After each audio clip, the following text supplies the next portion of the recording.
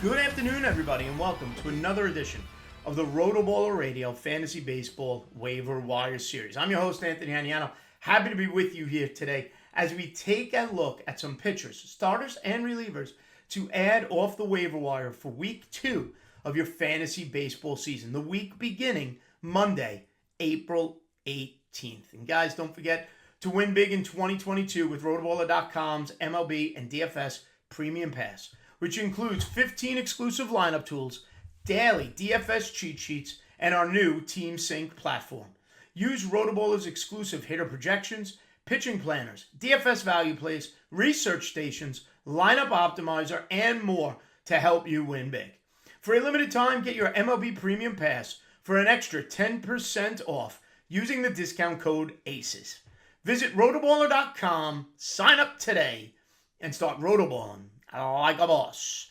All right, everybody. Happy to be with you here. Hopefully, you already checked out the Week 2 hitter video. If you haven't, make sure when this is over, you go check that as well as you prepare your waiver wire for Week 2. Full disclosure, it's Thursday night as I prepare this video, so some of these stats obviously will change over the course of the next day or two, but nonetheless, doesn't change the fact that I like these players for your waiver wire. And we'll start with the starting pitching. I use yahoo.com as my rostership situation, and we start with Merrill Kelly of the Arizona Diamondbacks, off to a terrific start this year. Worth a flyer as a back-of-the-rotation fantasy starter this year.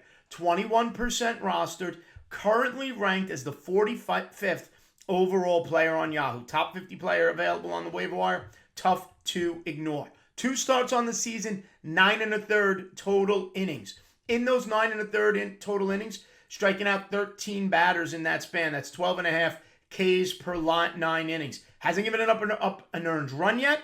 Has only given up 7 hits in that 9 1/3 innings pitched. Batting average against a minuscule 206.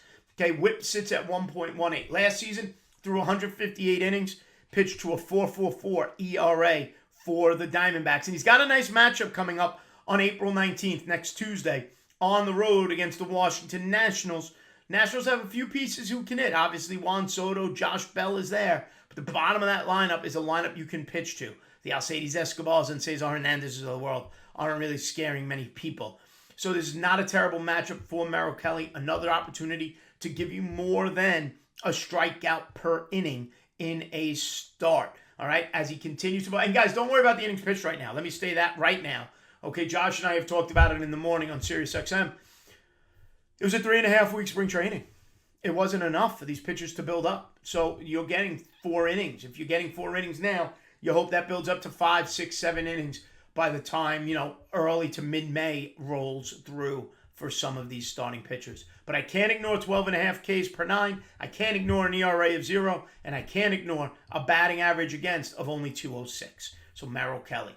Josiah Gray of the Washington Nationals. Now, I talked about him last week as well, and I got to double down on Gray. Only 21% rostered. Currently ranked the 234th overall player on yahoo.com. He's a top 50 pitcher, and he should be on teams because there's a ton of upside here with Josiah Gray. With Keibert Ruiz, the 2 pieces in the Max Scherzer trade that the Nationals got from the Dodgers. So they're going to give him every opportunity to succeed.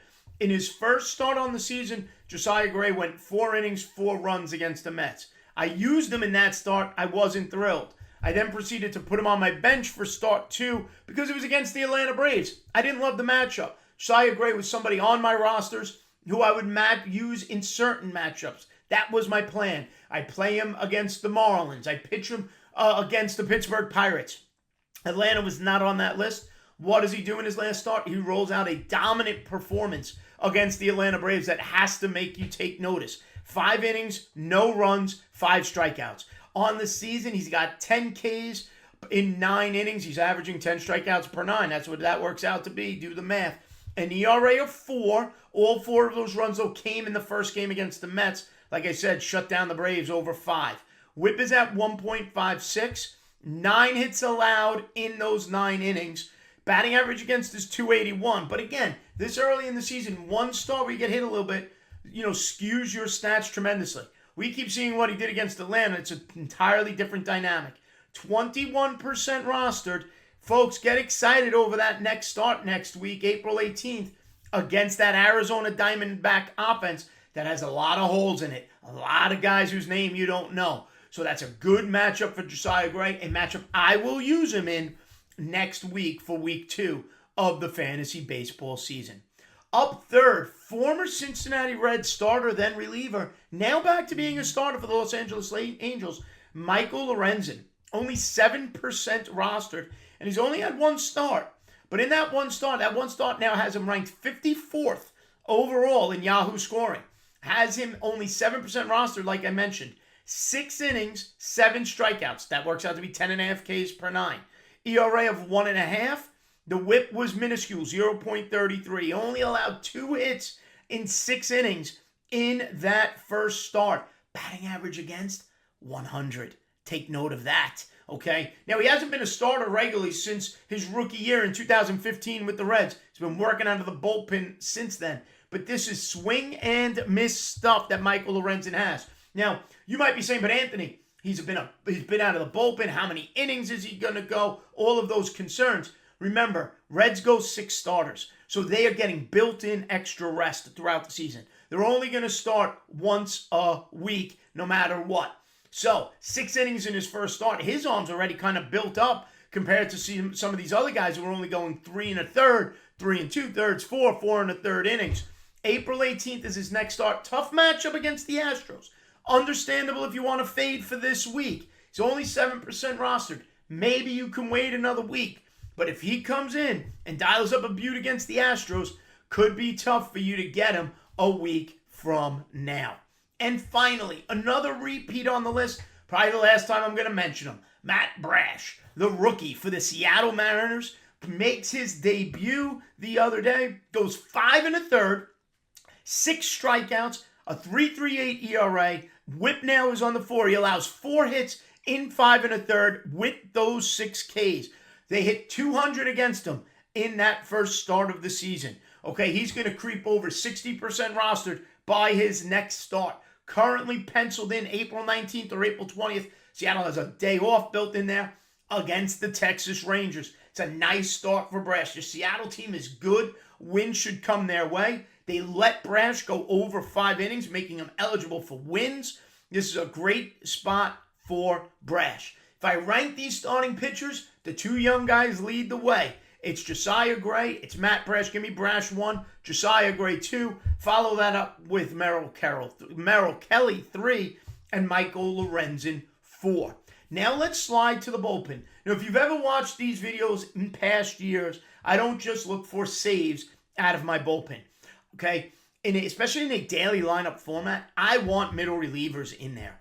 To three closers, get some middle relievers in, and then a couple of starters. And right now, there is no better multi-inning reliever in baseball this year than Will Crowe of the Pittsburgh Pirates. Converted starter, 25 starts last year, pitched to a 5.48 ERA. This year, he's already made 3 relief appearances.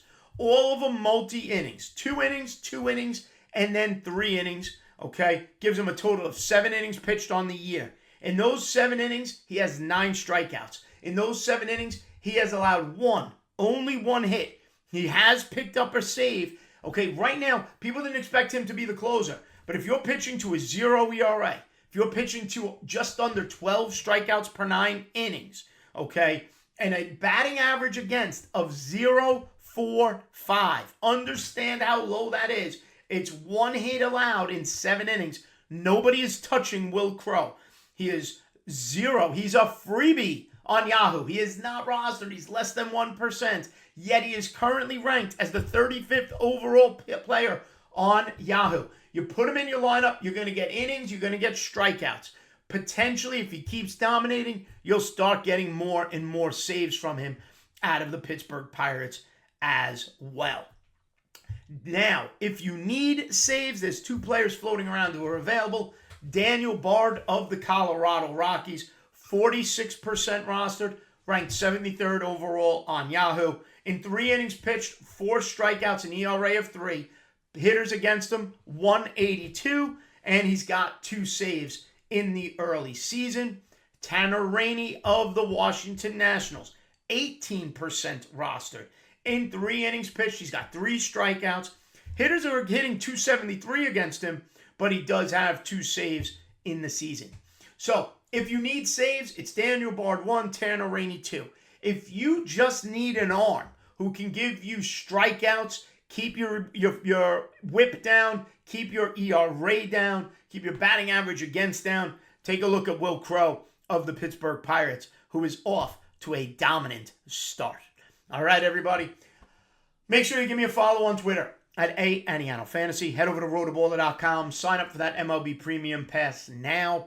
Save an additional 10% if you use that promotional code ACES. If you haven't already watched the hitter waiver wire video for week 2, make sure you check that out. Be sure to like and subscribe to the RotoBaller YouTube channel. Tell all your friends about the content we have here as well. All right, everybody. Good luck working that waiver wire. Good luck on your week, and we'll see you next week. Stay smart. Stay safe. Have a good one, folks.